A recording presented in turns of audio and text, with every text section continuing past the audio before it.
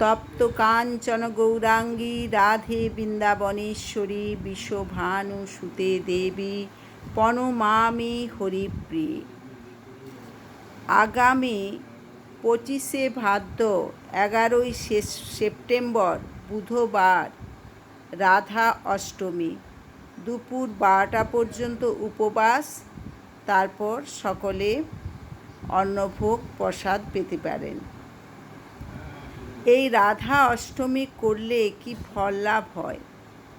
এই রাধা অষ্টমী করলে 1,00,000 বার একাদশীর ফল পাওয়া যায়।